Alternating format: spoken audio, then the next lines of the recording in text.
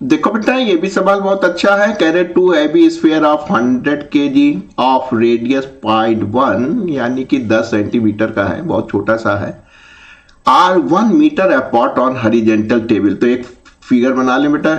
एक आपका ये हो गया 100 kg का, ठीक है, हैवी है, 100 kg काफी अच्छा वेट होता है। और एक आपका बेटा ये हो गया, और ये आपसे कह रहे हैं ये जो 100 kg है वो 1 मीटर अपार्ट नहीं दोनों।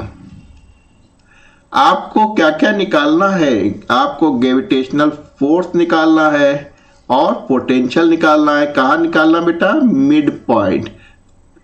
ये जो स्ट्रेट लाइन इनको जोड़ ली, इसका मिड पॉइंट, यानी इस पॉइंट को हम अगर P कह दें तो इसको A कह दें, तो यहां से भी ½ मीटर पे दूरी पे, यहां से भी ½ मीटर दूरी पे। अब देखिए, नंबर 1 आपको फोर्स निकालना है, इधर लिखा लेते हैं।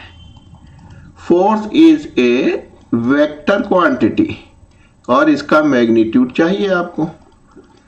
तो देखो बेटा, यहां पे अगर फोर्स निकालना है इस पॉइंट पे, तो क्या होगा? अगर हम मान लिए टेस्ट चार्ज m रख दें, चार्ज नहीं, मास अगर एक मास, टेस्ट मास m रख दें, तो पहला वाला अपनी ओर खींचेगा और बेटा दूसरा वाला भी अपनी ओर खींचेगा, क्योंकि gravitational force are always attractive. तो ये अपनी तरफ अट्रैक्ट करेगा और ये अपनी तरफ अट्रैक्ट करेगा, यानी इक्वल एंड अपोजिट हो जाएंगे। क्यों? देखिए, masses are equal, distances are equal.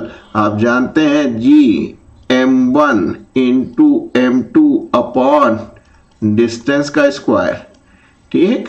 ये हो गया FA, और जो आपने कहा कि ये अपोजिट है तो सब्ट्रैक्ट होंगे, और आप देख रहे हैं कि masses and distance are equal, तो नेट फोर्स जो मिलेगा वो आपको 0 मिलेगा।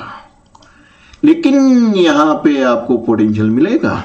आप जानते हैं potential is a scalar quantity, ये वेक्टर था, इस वजह से आपको डायरेक्शन देखनी पड़ी, जिसकी वजह से net force equal and opposite हो गया तो 0 हो गया। But potential is a scalar quantity, तो जो भी मैग्नीट्यूड होगा वो मिलेगा, यानी कि A का मैग्नीट्यूड प्लस V का मैग्नीट्यूड। ठीक है बेटा। आपने कहा कि सर हमको मालूम है Gm अपॉन डिस्टेंस के बराबर होता है, और इसका भी G सेम है, मास भी सेम है, डिस्टेंस भी सेम है, तो आप कह सकते हैं 2 टाइम GmR, 2 वैल्यू रख लें, माइनस तो बता रहा है कि अट्रैक्टिव है, 67 इंटू 10⁻⁻11, मास 100 का था और डिस्टेंस 1/2 थी। तो बेटा ये ऊपर चला गया, ये हो गया -4, 6.67, 2 कम कर दो, 9 आ गया। जब मैंने इसको मल्टीप्लाई किया और कैलकुलेटर से देखा तो इतना आ रहा था, और इसको नॉर्मलाइज कर दीजिए, इधर ले आइए तो 2.6 हो जाएगा, जिसको 7 कह दिया, और एक कम हो गया, इतने जूल पर केजी, यानी कि पोटेंशियल आपको मिल गया। बट फोर्स जो है वो 0 क्यों?